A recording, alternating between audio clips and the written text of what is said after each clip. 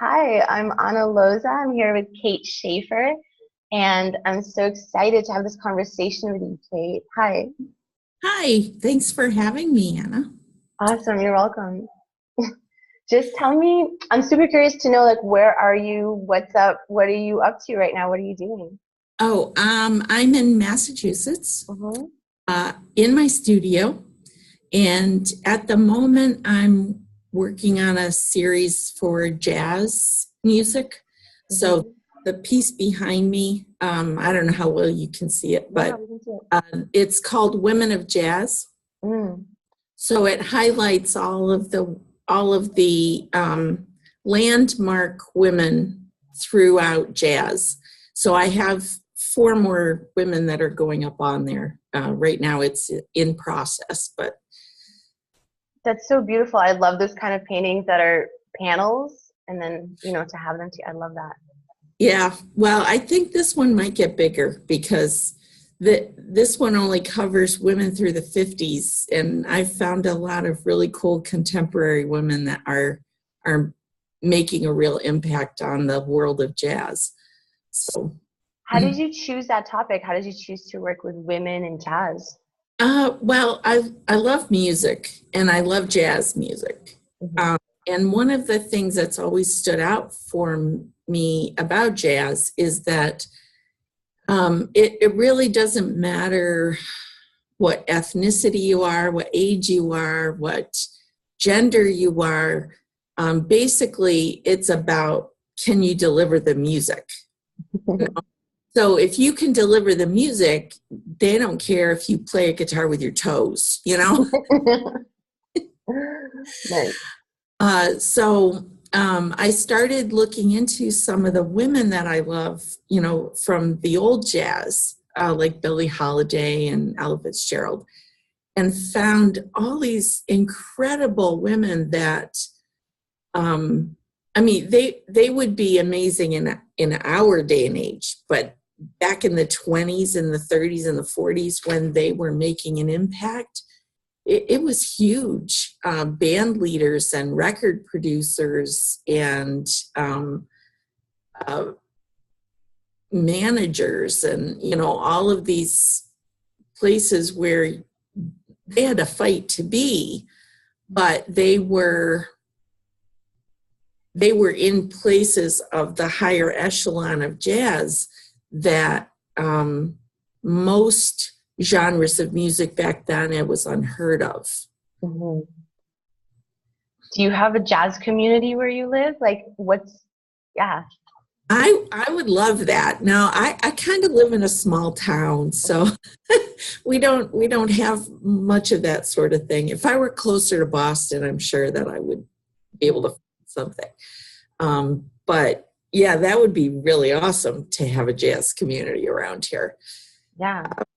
There are occasionally places that will feature, like restaurants, they have live music Mhm. that will feature a jazz guitarist or, a small ensemble. But that's about as big time as we get around here. So what's the trajectory for this painting? What will happen once it's done? Well, what I would really love is for it to be picked up by a jazz club because Hmm. I don't know too many people that would have room for it in their house. Mm. Especially if I do add two more panels, because as you can see, it's very large. So the overall dimensions of it at this point are 48 by 36. Mhm. If I add two more panels, that's another 24 inches on either side. So That's fantastic. Yeah, I think it would look really great in a jazz club, and I don't see any reason why anybody would refuse that. That would be such an amazing addition to the space. yeah, I think so, but I'm biased. So what's is that? So you say you have your studio. Like, what else do you do? What happens in your studio? Well, I paint a lot. I have classes. Um, I have a project, a nonprofit project that I'm working on with an organization called Give Them a Voice, and it deals specifically with sexual abuse and human trafficking survivors. So what I do is I interview people who are who are willing to tell their story, and they can be anonymous. So and then I tell their story, and I do metaphor paintings that are that show their strength. So when you are trying to recover from trauma, particularly such personal trauma as this, it's an up and down process. You know, you feel like you've got a handle on it one day, and then something will trigger memories, and you feel like you're never going to get out from under this. So the paintings are to show them so they can look at them and say, yes, I am a strong person. I can do this. You know, I can overcome this. So the idea behind the project is people tell me their stories, I paint their paintings, and then they get put on my website, and they get a copy, a print of the painting. And then at the end of the project, I'd like to have about 24. At the end of the project, all of the paintings will be auctioned off to benefit, give them a voice. So the proceeds will go to give them a voice. That is such an incredible multi-dimensional project. It's really great. The people are amazing, and when you hear the stories of what they've been through, it really makes you realize you've had a really good life. Yeah. Have you presented some prints to the people? Like, have you had a response about the paintings? Oh, yes. I've had people cry. They don't see the paintings. They see the story. Once I get the story written, I send them the story for them to read over, make sure I get everything accurate. But they don't see the painting until it's done. Yeah. So, yes, I had one young woman that I was told never cries, and she cried. Yeah. So she said she felt like I did a portrait of her. So it's been really great. I mean, sometimes I listen to the stories and I just kind of go home and cry. And then I look at, you know, they survived this. They survived. So there's strength in there. And then that's what I try to pull out of them is, what is it that they were thinking? What kept them strong? You know, what were they thinking about themselves? Or, you know, was there any anything particularly they held on to? So that's what I use for my metaphors. This is so incredible. It's like you're doing a soul portrait of them. Kind of, yeah. I mean, I don't know if you want me to turn the thing around so you could see. Yeah, I would love to see them, of course. Okay. All right. Let me see if I can. Oh wow, you're in such a beautiful space. Okay. So the from the heron down at the bottom, way over, these are all the paintings. So the heron is a sexual abuse and cancer survivor. Top one is the founder of Give Them a Voice. This guy is PTSD. This is the young woman I was just telling you about that never cried. Yeah. The woman on the mountain. Yeah. And then the lions. I don't know if we can see the lions so much, but yeah, it's getting like a really good sense of the power of your work. Yeah, I don't know. Yeah, it's hard when I can't see what you're seeing. Yeah, I think sometimes when you were pointing, you were speaking of one, but like the finger was touching another Oh, one. sorry. No, but yeah. So, wow. Like how did you get involved with this? Is there like what? Um, I am a survivor. I am a sexual abuse survivor. So I know art has been an incredible way for me to recover. Art and music, basically, is what I use to recover. And, it's been a long time. I'm 61. So there are days it still affects me. But I happened to hear a talk by Ashton Kutcher to the Senate about the software that they're developing and the need for this. Tell us a little bit about that. I don't know about that. Oh, there's software that they're using now that goes into the dark web, actually finds these people, so it locates them.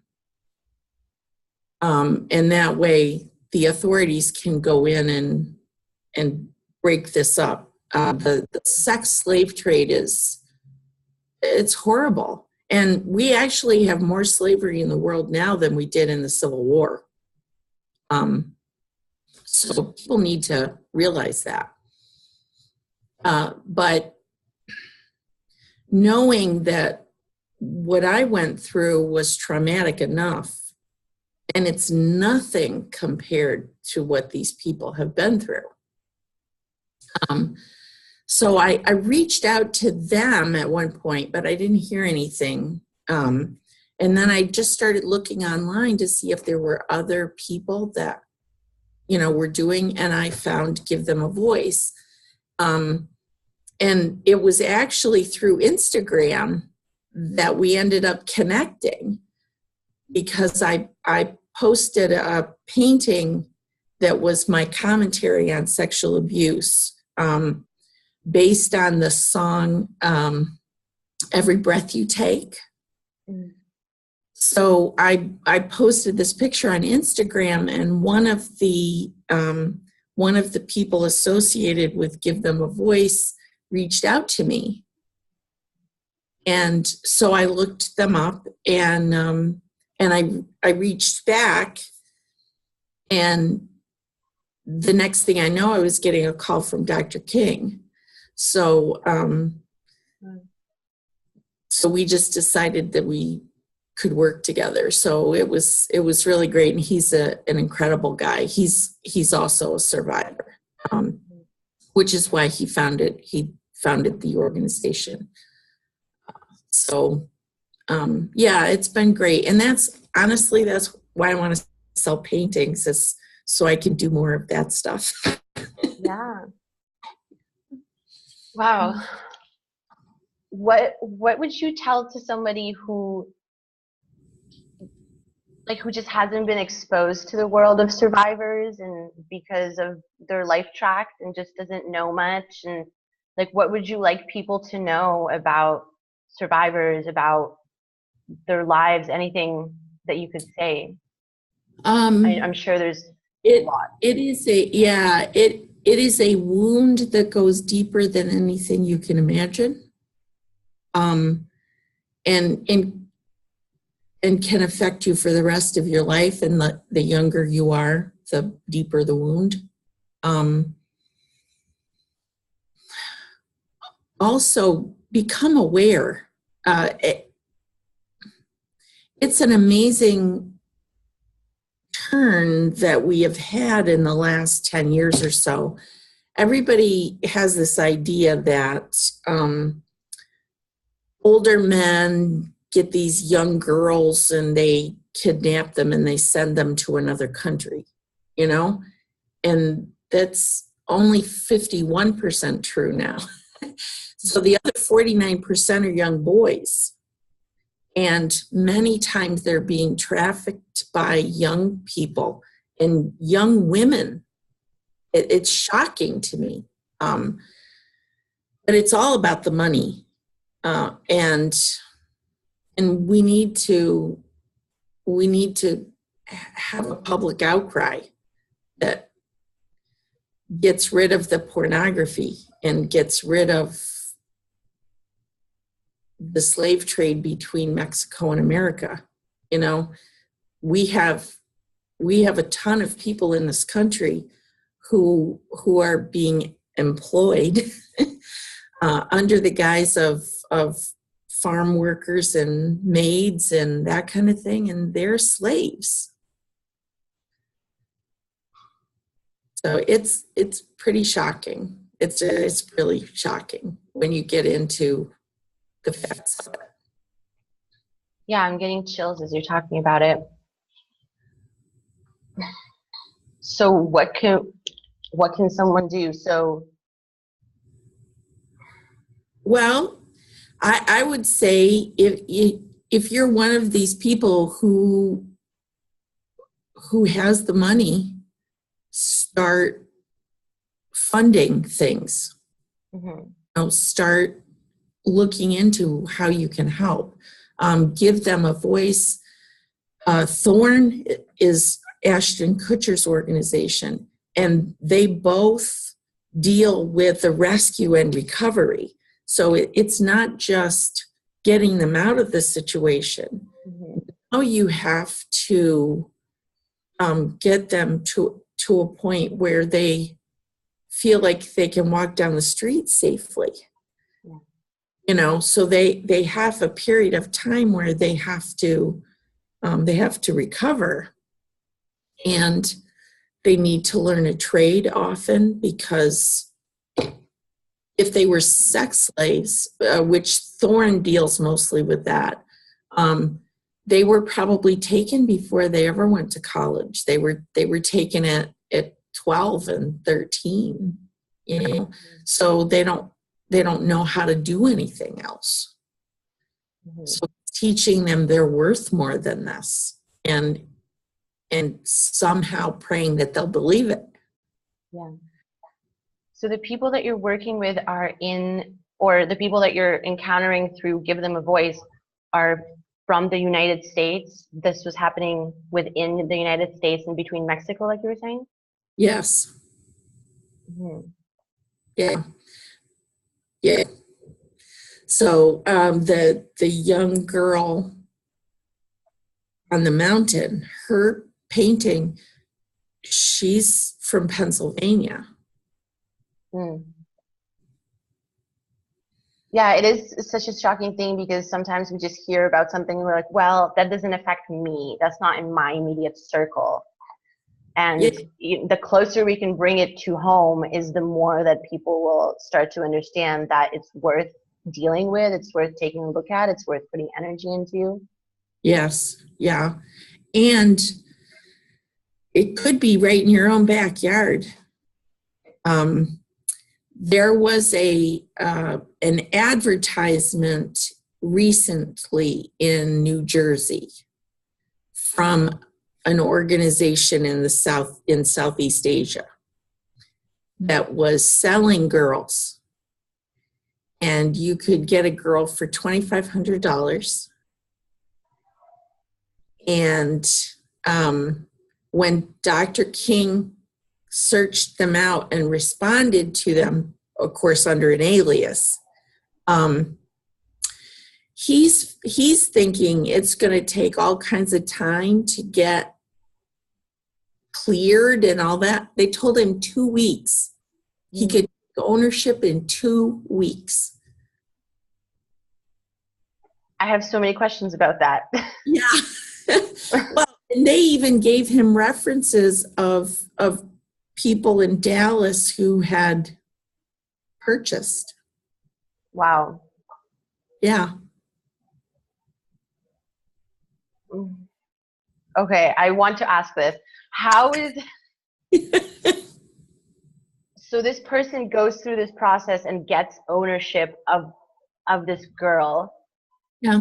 How is that maintained? How, like, is someone also coming and checking that, like, this girl stays with this person, or like How is Oh, no. Once you take ownership, that's your responsibility. But trust me, these guys, these people, I won't say guys, these people have very effective means of making sure they stay where they belong. okay? Yeah. Wow. Incredible. So when are you hoping to get these 24 paintings, like you said, ready for the auction? Well, I'd like to by next year, by next spring. My struggle is that many people who have been through this, first of all, you don't want to think about it anymore. You don't want to talk about it. You want to pretend like it didn't happen.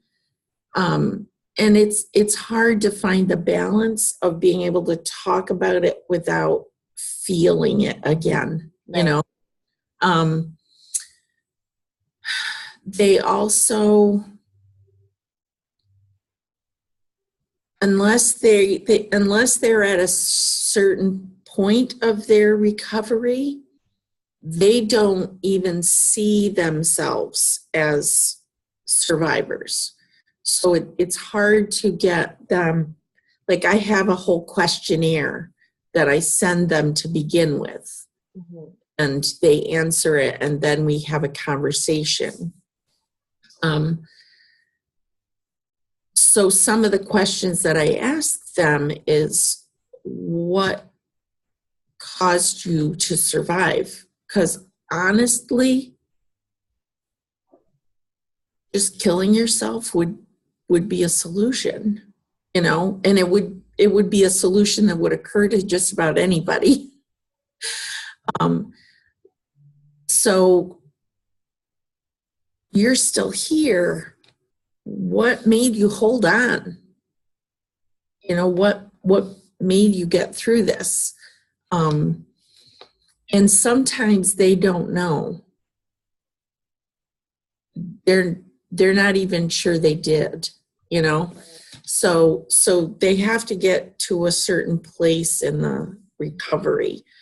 But a lot of the struggle I have is that they just are kind of afraid to come forward. And I understand that. I totally understand that. It's hard. Yeah. So these people are already in recovery with Give Them a Voice? And yes. Then you're kind of coming in from the side and saying like, hey, would you like to work with me? Right. Now, some of them I have connections with apart from Give Them a Voice. People around here that found out that I was doing this project and called me and said, I'm a sexual abuse survivor. What did you feel during the Me Too surge, the Me Too movement? It's about damn time. That's kind of what I felt like. It's time for people to realize how prolific, how prominent this is. And not just among women, but men too. People don't realize that, like I said, 49% of the people in this country who are sexually abused and trafficked are young boys and men. So that's almost half, which was a startling figure for me because I wouldn't have thought that when I first got involved. I really appreciate that you speak to the men who are also involved in this. Because it's really something that touches everyone, that it seems like perhaps the deeper you go into knowing how pervasive it is, like you're saying, the more one realizes that we don't really know what keeps someone safe or not. Like what? Yeah. It is hard, especially, I mean, I'm a mom with daughters, and having been sexually abused, it was always a hard balance for me if they were going out with somebody I didn't know or sometimes even going out with people I did know, if I felt like they weren't making a good choice. I would worry about that because, it's a real thing. Mm-hmm. And much more, date rape is much more prevalent than people realize. Mm-hmm. But I just think that the whole atmosphere around sex and power it needs to be shed a real light on. Mm-hmm. Because just because you are good looking, rich, powerful doesn't give you any right to touch someone who does not want to be touched. I don't care who you are. And that needs to be ingrained in our children. Mm-hmm. We need to watch out for the prevalence of pornography among our kids. The average age of being introduced to pornography now is 10. So what are you telling your children about what sex is? And I realize that most parents don't know but it's time to lock down our TVs. It's time to put parental parameters on the internet, and just have a wholesale movement across the country of parents who will do this. Yeah. So that my kid can't go to your kid's house and watch it there. Mm-hmm. Yeah. So what do you envision as so this is one part that can be done from a young age by parents. Is there something else that you envision could be a part of schools or some education that kids get? Well, certainly the whole idea of respect. A lot of things would be solved if we just taught our kids to respect one another, and we insisted on it in school. Mm-hmm. And at home. I was a homeschool mom. I homeschooled all my kids and other people's kids too for quite a long time. And the one thing that was not allowed in my house was you are not going to say mean things to anyone for any reason. And, you could always tell with kids when they've crossed the line, when you can see the other kid's face and, they look sad and you can address that right away. Mm-hmm. I realize it's hard in a classroom when you've got 35 kids to be that aware. But to set an environment where speaking out is encouraged. I was one of the kids that hated bullies. It was the only time I ever got in fights in grade school was when I was defending another kid against the bully. And one of the things that said a lot about my father particularly was I never got disciplined for defending another kid against a bully. Mm-hmm. I got put in detention a couple of times, but my father never punished me for defending a kid against a bully. And I think, not that I'm encouraging kids to get into fights, but to stand up, if you had, it's like the ant and the grasshopper thing. If all the ants stood up and said, you can't have this, the grasshopper would back down. But having kids get between that kid and the bully and say, no, we're not going to let you pick on him. It would transform the environment of our schools. Definitely. Yeah, there's like some sort of primal power structure in the mind. And, like you're saying with homeschooling, and it requires somebody who's as aware and as inspired to do that as yourself. And I so just honor you for that energy and for that devotion and that time.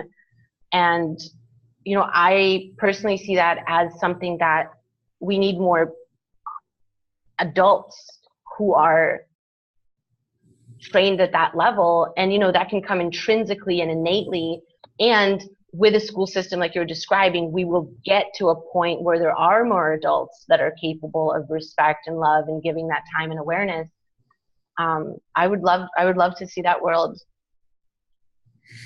Yeah, me too. Me too.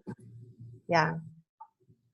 Wow, you're involved in so many incredible things. You've given so much with your life. You've given so much. I thank you. Oh, well, it's love. Mm-hmm. Yeah, exactly. So what is your family and your daughters, how do they respond to the work that you're doing? Oh, they're 100% behind me.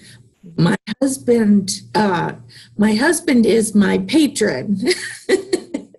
So right now I'm not currently making enough to support my studio, but he's like, honey, don't worry about that, because what you're doing is good things, My kids brag on me all the time, and my open studio, most of my ICAs that were here were because of my daughter. Because she's in my target market group. So, that 20 something, 30 to 50 is what I've actually put it as. Mm-hmm. And she's 20 something, so she invited all her friends, and they invited a few people. So it worked out really well. That's fantastic. Yeah. I would just love for more young people exactly to find out about these issues and these questions and just what's happening on that level. And the way that you are presenting it it just really touches the heart, to create the paintings of the strength of the soul of the person. It's just such a resonance. There's something so special and beyond words for me right now about that container that you're creating.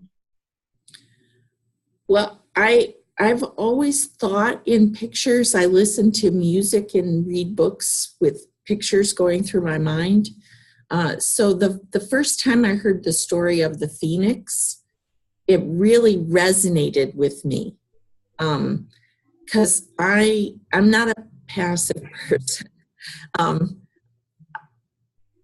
And for me, it was taking my life back by violence if necessary, So the Phoenix, the whole imagery of the Phoenix going down in flames and rising from the ashes was totally me. So when somebody asked me to paint a self-portrait, that's what I painted, was a Phoenix. And that's actually what triggered the whole idea of doing this metaphor painting for survivors and people in trauma. And I would love to do all kinds of people in trauma, cancer survivors. And I did one painting for a young woman who had lost her father from cancer. And I did a painting of a metaphor of a memory that she had with her dad. I'd love to do those kinds of things. Wow, that's so incredible. There are so many people who would benefit from that. And yeah, wow, that's such a it's like a unique therapy approach. We hear about art therapy, so the person's doing art. This is a whole nother level of. Yes. Yeah. And it's good because it's always in front of your face. You've got that thing right there to remind you Mm-hmm. of good memories, of strong memories, of joyful memories, rather than getting caught up in the sadness of it all. And I think it's that which gives us strength. It's getting out, of that negative mindset where you feel like a victim, and saying, no, I'm not a victim, I'm a survivor. And it's a very different mentality. Yeah. Wow, fantastic. Have you done paintings of that nature for your daughters or for your husband? I did one for my daughter, my youngest daughter, and she is she's probably more like me than any of the other girls. And there's a song that Carly Simon does where it talks about these two sisters, and one of them sees the flowers in the backyard and says, I'm going to gather the flowers and I'm going to be happy here. And the other one sees the ocean and the stars and says, I want to know how far I can go and I'm going to pluck the stars to wear in my hair, That's my youngest daughter. So I painted her star, Mm. Oh, it's such a beautiful gift. So tell us a little bit more about just, have you always been an artist? Like, how did you come to create this studio for yourself, and what was your journey to this place with this kind of art space? Oh gosh, it's been a roundabout way. I've always been creative. I learned to sew in college. I always drew things, drew and doodled. And my big dream when I was 6 was to be Shirley Temple. Mm-hmm. I went to college and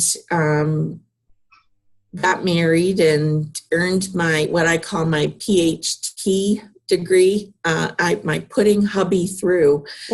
So I had to quit school because we didn't have the money. So I worked to put him through school, and then did a few things, artistic things, more crafty stuff. Like I did wood burning, also called pyrography. I did a few things for Harley Davidson with the wood burning, big plaques with the E on them and all that kind of stuff. But like so many other things that women do, it didn't pay me anything. So I've done a lot of volunteer stuff. I did costuming for about 25 years because my girls were involved in theater. So I did all the costumes for the theater that they were involved in, and then also got connected with some others that called me, and I did a few things for them. And once my kids got through school, I thought, now it's my time. Mm-hmm. And I actually tried to sew professionally and just realized that was not my gig. It was very difficult dealing with people who thought they knew what would look good on them and not really listening to what I had to say. And I would make it and then they would hate it. Mm. And yeah, it's like, well, if you'd listened to me before, we wouldn't have this issue. So I just decided it wasn't my gig. So I took a couple of years and realized that I wanted to do more art. So I started playing at home, and then a friend of mine who's been an artist for years told me about some studio space that was available where she is or was, and it was really cheap. it was in a warehouse, and I thought, well, this will get me out of my space, because all of us who work from home understand how distracting it can be to work from home. Mhm. You think about the laundry you need to do, and the dogs need to go out, and somebody has a dentist appointment, and there's a gazillion things. So I thought, well, I'll get out of my space and have my own space. So I spent 3 years there, just kind of trying to find my voice and decide what I wanted to do. And now I'm in this fabulous space in a retail area. So I get a lot more traffic here, and it's a great space. That's so beautiful. How you said that you were working to put your husband through school, and now it's like the other side of it's come full circle, where you said that he's your patron. Yes. Yeah. That's a great relationship. Awesome. Yeah, he's a good guy, very supportive. Thank you so much, Kate, for sharing your story in this way. I mean, what you're doing is so powerful, and I really want more people to know about it. Because as you're saying, like, you can work with and benefit like trauma survivors of all sorts, and I just see so much healing coming from what you're doing. I hope that's true. I really, it is my heart's desire that people will experience the healing they deserve. Yeah. So can someone who wishes to work with you in this capacity, can they reach you and just say, let's do this? Absolutely. Yep. My website is kateshafferfineart.com. We'll link that too, so people can just click on it. They can read the other stories that are there. If they want to hire me, like the woman with her father, with the memory of her father, do take commissions, and we spend a lot of time talking, and I do sketches, and it's the commission process. And they can also contact me through my email, which is studio@kateshafferfineart.com. So when you do this with people, you said you do sketches, and do you show them those sketches? Or is it like They're rough sketches. They're not like, they're not full out sketches. Because I was so interested in what you said with the give them a voice people, that it's like they don't see the painting until it's done. No, they see nothing. Yeah. They don't see the sketches or anything. Yeah. Because I want that impact for them. Yeah. I would imagine almost like, if I commissioned you for a piece from within like my history, I would almost just want that impact as well. Yeah, well, that's an option, Anna. All right, cool. Yeah, thank you, Kate. And so the links are there, and thank you so much for the work that you're doing and for sharing your story here today. Well, thank you so much for being the go-between to get these things out for all of us.